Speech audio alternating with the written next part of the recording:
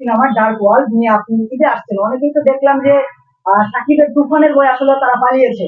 সেক্ষেত্রে আপনি কেন সাহস করে তুফানের সাথে টেক্কা দেওয়ার জন্য মাঠে নামলেন ডার্ক ওয়ার্ল্ড নিয়ে? তুফানের ভয়ে পালাবার কিছু নাই। যেহেতু সিনেমা সিনেমা অনেক বড় একটা ইন্ডাস্ট্রি, সিনেমা অনেক ভেবেচিন্তে রিলিজ করতে হয়। সেই ক্ষেত্রে যারা মনে করছে আমরা আসবো, তারা আসার ডিসিশন নিয়েছে। আর যারা মনে করছে আসবো না, তারা পিছিয়ে গেছে। এটা কোনো বিষয় না। তো আসলে কতটুকু প্রিপারেশন করে আসলে সিনেমা হলে আসলে এটা রিলিজ দিতে যাচ্ছে? এটা তো আজকে 7টা 30-এ অন্তত কমপক্ষে 20-50টা চ্যানেলে আপলোড হবে আমার ট্রেইলার, ডার্ক ওয়ার্ল্ডের ট্রেইলার। 7টা 30 পর্যন্ত আপনারা ওয়েট করেন, দেখেন আমরা কি বানাইছি। আশা করি বাংলাদেশের সিনেমা প্রেমী দর্শকদের বিনাশ করবে না, সাকিবিয়ানদেরকেও বিনাশ করবে না। ভাই আপনি নিজেও শাকিব খানের ভক্ত। একটা মজার প্রশ্ন, সেটা হচ্ছে আপনার ডার্ক ওয়ার্ল্ড রিলিজ পাচ্ছে এবং শাকিব খানের তুফান রিলিজ পাচ্ছে। এখন একজন মুন্না খান প্রথমে আসলে কোন সিনেমাটা দেখবে? আসলে আমি তো আমার ডার্ক ওয়ার্ল্ড প্রথম দিন থাকবোই সিনেমা হলে। আমরা চেষ্টা করব দ্বিতীয় দিন অথবা তৃতীয় দিন আমরা তুফান দেখার জন্য, সাকিব ভাইয়ের সিনেমাটা দেখার জন্য। সাকিবিয়ানদের বলবো আমার ট্রেইলার দেখার পরে, আমার পোস্টার দেখার পর যদি আপনাদের ভালো লাগে, অবশ্যই তুফানের পাশাপাশি আমার সিনেমাটা আপনারা দেখবেন ডার্ক ওয়ার্ল্ড। আশা করি আপনাদের অনেক ভালো লাগবে এবং একটা ঈদের আনন্দময় মুহূর্তে আরো বেশি আনন্দ নেওয়ার জন্য, আরো বেশি আনন্দ করার জন্য, অনেক বিনোদন পাওয়ার জন্য আপনারা আশা করি অনেক বেশি ভালো বিনোদন পাবেন আমাদের সিনেমাটা দেখার পরে। অনেক এনজয় করবেন। এক কথা পয়সা উসুল সিনেমা। যেহেতু বললেন পয়সা উসুল, এই সিনেমার মধ্যে আরো কিছু কাহিনী আছে, ইতিহাস আছে, যেটা আমরা জানি যে এই সিনেমার নায়িকাকে ঘিরে কলকাতার কৌশানী ম্যামকে নেওয়া হয়েছে, যেখানে কৌশানীর একটা ডিমান্ড ছিল যে শাকিব খানের সাথে আসলে তাকে ডিমান্ড করেছিল পাবলিক, কিন্তু সেটা হয়ে ওঠেনি। প্রথমবারের মতো মুন্না খান আসলে কৌশানীকে কতটুকু মেলে ধরতে পেরেছে? দর্শকদের তো অনেকই অনেক কিছুই চাওয়ার আছে, যে আমরা ওই নায়িকার সাথে এই নায়ককে দেখতে চাই, এই নায়কের সাথে ওই নায়িকাকে দেখতে চাই। কিন্তু প্রযোজক তো যে টাকা লগ্নি করে, তার তো টাকা যে লগ্নি করে তাকে তো বলতে হবে যে আমি এই নায়ক নায়িকা নিয়ে কাজ করতে চাই, ব্যাডে বলে মিলতে হবে। তো সেই ক্ষেত্রে আমাদের সাথে, আমাদের টিমের সাথে, কৌশনীদের সাথে ব্যাটে বলে মিলেছে বিধে আমরা একসাথে কাজ করতে পেরেছি। আর আশা করি ভবিষ্যতে আরো কাজ করব। এটাই। অনেকে পোস্টার দেখে আসলে বলছে যে এই সিনেমাটা আসলে তামিলের যে একটা ফ্লেভার সম্পূর্ণ আসলে এই সিনেমাটাতে পাওয়া যাবে। আপনি হিরো হিসাবে আসলে এটাকে মানে কিভাবে রাখবেন? না, আসলে এখন তো সোশ্যাল মিডিয়ার যুগ, আধুনিক যুগ। সেই ক্ষেত্রে আমরা যেহেতু, আমরা কিন্তু সবাই এখন অভ্যস্ত Tamil, Madrasi, Hollywood, Bollywood, Canadian, Telugu cinema দেখায় কিন্তু আমরা। রাত্রে দেখেন যারা মোবাইল টেপে সবাই এগুলোই দেখে। তো আমি চেষ্টা করেছি, আমার ডিরেক্টর টিম, আমার সকল ডাইরেক্টরের টিম সবাই চেষ্টা করছে। আমরা এটা নিয়ে একদিন, 2 দিন, 3 দিন, অনেক দিন, প্রায় 3 বছর এটা নিয়ে আমরা মিটিং করেছি। 3 বছর আমরা অ্যারেঞ্জমেন্ট করছি। ইভেন শুটিং করতে 1 বছর টোটাল লেগে গেছে। তো আমরা চেষ্টা করেছি আধুনিক বিশ্বের সাথে তাল মিলিয়ে, পার্শ্ববর্তী আমাদের যে রাষ্ট্রগুলো আছে তাদের সাথে তাল মিলিয়ে, তারা অনেক সিনেমা দিয়ে তারা অনেক উপরে। তাদের পকেটে টাকা থাকলেই তারা সিনেমা বানায়, আর আমাদের পকেটে টাকা থাকলে আমরা ভয় পাই সিনেমা বানাতে। তো তাদের সাথে তাল মিলিয়ে আমরা চেষ্টা করছি একটা ধার কল বানাবার জন্য। তো আশা করি আপনারা সেটা আজকে 7টা 30-এ ট্রেইলার রিলিজ হলে আপনারা দেখতে পাবেন যে না, আমরা কি বানাইছি। একটা মানুষের একটা আইডিয়া আসবে না, ট্রেইলার তো এই কারণেই ছাড়া মানুষের একটা আইডিয়া আসবে। তো ইনশাল্লাহ সেটা 7টা 30-ই প্রমাণ পাবেন। দর্শক সারি থেকে আরো কিছু কমেন্ট আছে যে চিত্রনায়ক মুন্না খান একটু মানে শান্ত স্বভাবের, একটু নীরব। অনেকেই তো আসলে সিনেমা নিয়ে বড় বড় কথা বলে বিভিন্ন ভাবে ঢোল পেটায়, কিন্তু মাঠে আমরা ওরকম একটা কিছু দেখি না। মুন্না খান একটা ডার্ক ওয়ার্ল্ড তৈরি করেও কেন মুন্না খান নিরিবিলি কাউকে ওইরকম আছে না ওপেন চ্যালেঞ্জ এই টাইপের কিছু করে না কেন মনে হয়? না, চ্যালেঞ্জ করার কিছু নাই। কথা আছে না, আমরা ছোটবেলা থেকে শুনে আসছি, বৃক্ষতর নাম কি ফলে পরিচয়। তো সিনেমার ট্রেইলারটা আসুক, পোস্টারে আলহামদুলিল্লাহ অনেক সাড়া পেয়েছি। যেটা মানে আমি, আমার ডিরেক্টর, আমার টিম কখনোই ভাবিনি এতটা সাড়া পাবো, আলহামদুলিল্লাহ। ভালো জিনিসের পাশে যে মানুষ, বাংলাদেশের দর্শক থাকে, সেটা তো কালকে 2-3 দিন দেখলেনি প্রমাণ হয়েছে। পোস্টারে অনেকে পোস্ট করে, বলে ডার্ক হলের পোস্টের জন্য আমরা ফেসবুকে ঢুকতে পারিনি। হ্যাঁ, তো এটা একটা খুশির খবর না? তো আশা করি আজকে 7টার পরে আবার কালকে পোস্ট করবো, 2-3 দিন এরপর থেকে পোস্ট করবো ডার্ক হলের ট্রেইলার টিজারের জন্য আমরা ঢুকতে পারি, ট্রেইলারের জন্য ঢুকতে পারি। তো এটাই হওয়া উচিত। ভালো কাজের পাশে বাংলাদেশের দর্শক আসতে থাকবে। যেমন আমরা একটা বলিউডের একটা সিনেমা যখন, ভালো একটা সিনেমা যখন রিলিজ হয়, ট্রেলার রিলিজ হয়, আমরা কিন্তু সবাই লুফে নিই। তো আমরাও আশা করি, আমরা অত বাজেট দিয়ে করতে পারি না, কারণ ওখানে তো অনেক বাজেট। তো আমাদের সমর্থনে যেটুকু আছে, একটা ভালো সিনেমা বানাবার জন্য যা দরকার আমরা তাই দিয়েছি। আশা করি সেটা আজকে 7টা 30-এ ট্রেইলার যখন রিলিজ হবে সবাই বুঝতে পারবে। আমার মুন্না খান মাল্টিমিডিয়া ইউটিউব চ্যানেল থেকে 7টা 30-এ ট্রেইলার রিলিজ হবে। এরপরে একটার পর একটা অনেক চ্যানেলই রিলিজ করবো। আমার সাথে কথা কথা হয়েছে, অলরেডি কন্ট্যাক্ট হয়েছে। মিনিমাম 50টা চ্যানেলে আপলোড হবে আজকে। বাংলাদেশের অনেক নায়কই আসলে ইন্ডাস্ট্রি থেকে হারিয়ে যাচ্ছে। আমরা যদি দেখি অনেক নায়কই তারা একসময় ভালো নাটক করে কাজ করে। এই কারণগুলো আসলে যেই কারণে হয় সেক্ষেত্রে কি আপনি ইন্ডাস্ট্রির দায় দিবেন নাকি তাদের হিরো যারা আছে তাদের ইন্ডাস্ট্রি দায়?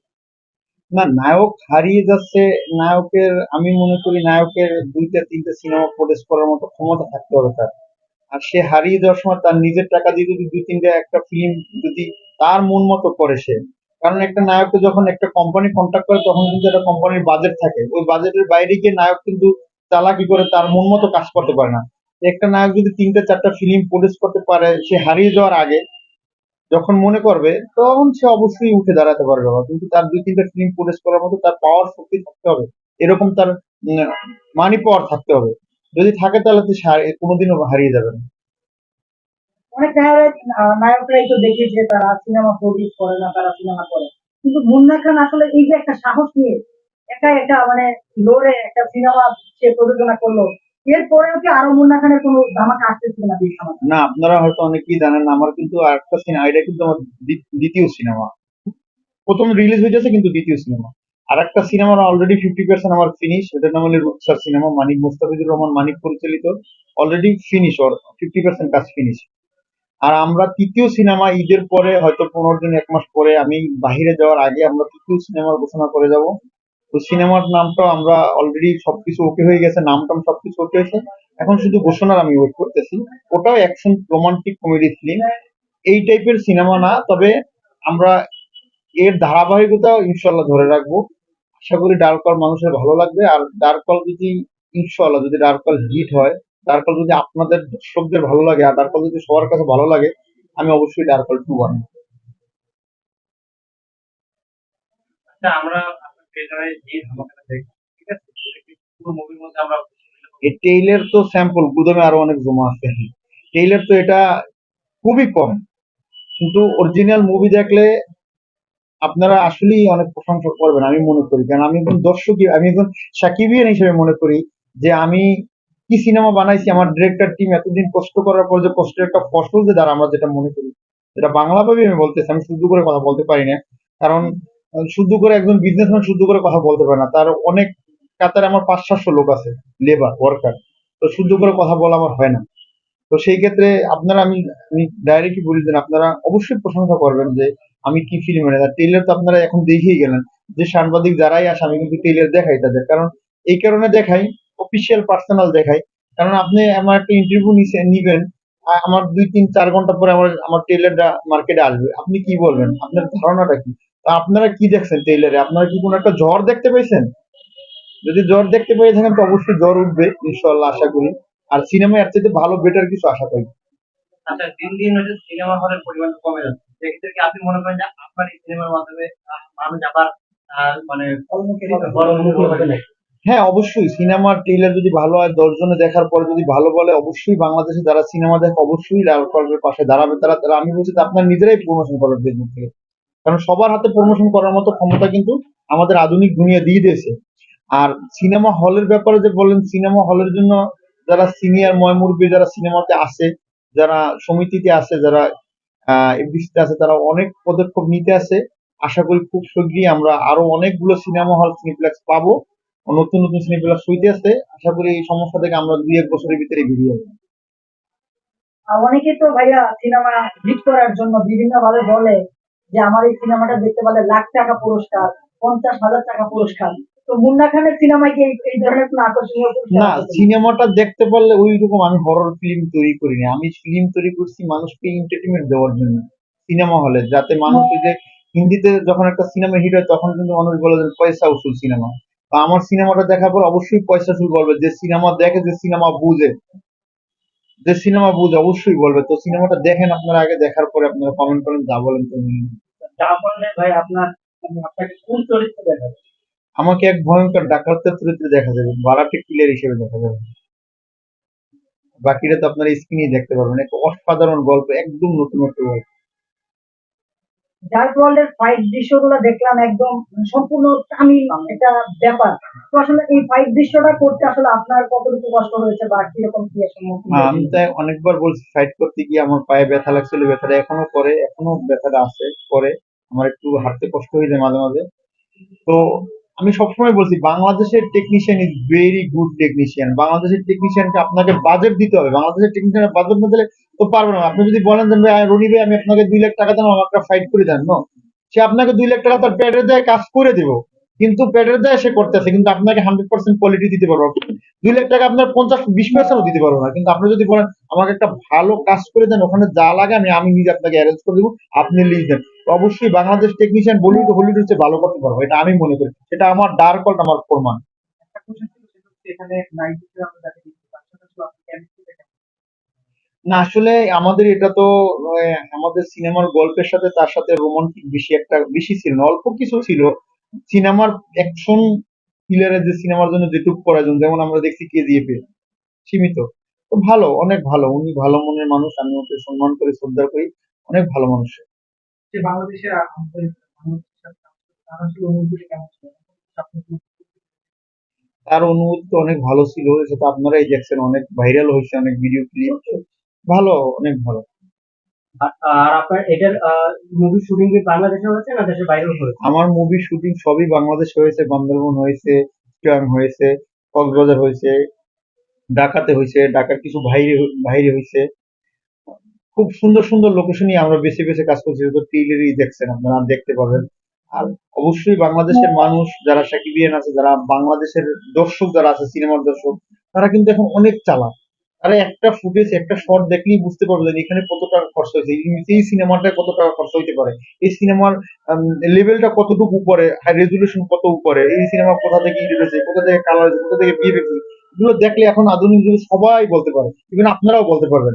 তো একজন বিদেশ থেকে একজন নায়িকা এখানে আসা, আইসা কাজ করা, তার সাথে তার টিম নিয়ে এসে কাজ করা, এটা একটা ব্যয়বহুল প্রস্তাব, এটা একটা বিগ বাজেটের সিনেমা। তো আমরা এখনো ফাইনালি কোনো সিনেমার বাজেট আমরা হিসাব করি না, তবে 2-1 দিন, আমরা তো আপনারা জানেন আমরা 14 তারিখ বড় সড়ো আয়োজনে প্রেস কনফারেন্স করতেছি, সাংবাদিক সম্মেলন করতেছি ওয়াটারফলে, বাংলা মোটর ওয়াটারফল, যেটা আপনারা তো অবশ্যই থাকবেন ওখানে। আমরা একবার ফুললি ফাইনালি আমরা টোটাল হিসাবটা দিয়ে দেবো। এখন আমি যেগুলো বলছি এটা অনুমানিক বাজেট প্রায় 3 লাখ টাকার কাছাকাছি, 3 কোটি, সরি 3 কোটি টাকার কাছাকাছি। সিনেমার বাইরে একটা জাস্ট কোশ্চেন করতে চাই, সেটা হচ্ছে আপনি, আমরা যতটুকু জানি আপনি বরিশালের ছেলে, তো সেই জায়গা থেকে আপনি কিন্তু জায়েদ খান ছিল রিলিজ করে, আর সেখান থেকে আরেকজন নায়ক উঠে আসছে আমাদের চলচ্চিত্র ইন্ডাস্ট্রিতে, সেই জায়গা থেকে আসলে আপনার অনুভূতিটা কি? না, জায়েদ ভাইয়ের সাথে সে 3-3 বার শিল্পী সমিতির সেক্রেটারি ছিল, তার সাথে আমার সাথে ভালো সম্পর্ক, এমনি সরাসরি দেখা হয় না, ফেসবুক মেসেঞ্জারে কথা হয়। সে ভালো মানুষ, সে পিরিজপুরের নায়ক। আমি তো তার সাথে আরো 5-10 বছর আগে থেকেই তার সাথে আমার সাথে সম্পর্ক। তো আমি মঠবাড়িয়া বাসীদের উদ্দেশ্যে বলবো, আমাদের ডার্ক কল্পের পাশে থাকবেন, ডার্ক কল সিনেমার পাশে থাকবেন। আমি আপনাদের মঠবাড়িয়ার ছেলে, মঠবাড়িয়াতেই আমি শৈশবকাল কাটিয়েছি, মঠবাড়িয়া মেইন টাউনে আমি লেখাপড়া করছি। তো সবাই ভালো থাকবেন, আর ডার্ক কলের পাশে থাকবেন, আর সিনেমা আলিম সিনেমা আইসা অবশ্যই আমার ডার্ক কল দেখবেন। আমি আলিম সিনেমার সাথে কথা বলছি, ম্যানেজমেন্টের সাথে, ইনশাল্লাহ আমরা চেষ্টা করবো ওখানে আলিম সিনেমা চালাবার জন্য। আর যদিও আলিম সিনেমা হল যদিও না চলে, না চালায় বা না খুলে, তাহলে আমরা থিয়েটারের মাধ্যমে দেখানোর চেষ্টা করবো মঠবাড়িয়াতে। অলরেডি আমার টিমের সাথে আমার ভাই আছে, তার সাথে কথা হয়েছে, আমার বন্ধু বান্ধব আছে, তারা বলছে ওরা ওই যেরকম আমরা একাডেমিতে চালাই ওরকম তারা নিয়ে চালাবে।